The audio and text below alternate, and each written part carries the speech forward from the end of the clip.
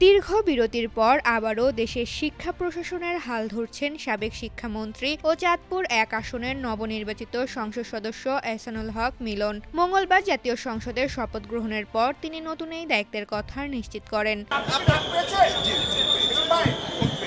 ত্রয়োদশ জাতীয় সংসদ নির্বাচনে চাঁদপুর ১ আসন থেকে ধানের শীষ প্রতীক নিয়ে ১,৩৩,১৬২ ভোট পেয়ে বিপুল ব্যবধানে বিজয়ী হন এহসানুল হক মিলন। মঙ্গলবার শপথ গ্রহণ শেষে সাংবাদিকদের মুখোমুখি হয়ে তিনি জানান, তাকে শিক্ষা মন্ত্রণালয়ের গুরুত্বপূর্ণ দায়িত্ব পালনের জন্য ফোন করা হয়েছে।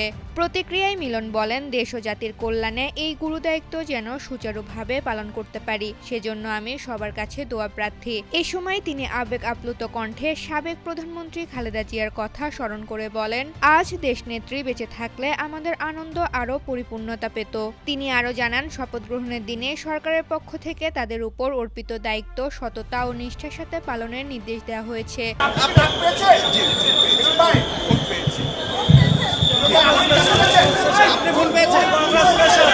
এর আগে শিক্ষা প্রতিমন্ত্রী হিসেবে দায়িত্ব পালনকালে নকলমুক্ত পরীক্ষা পদ্ধতির প্রবর্তনে তার বিশেষ ভূমিকা দেশজুড়ে আলোচিত হয়েছিল। নতুন শিক্ষামন্ত্রীর আগমনে দেশের শিক্ষা ব্যবস্থায় ইতিবাচক পরিবর্তন আসবে, এমনটাই প্রত্যাশা করছেন সংশ্লিষ্টরা। ঋতুপর্ণা, জনকণ্ঠ।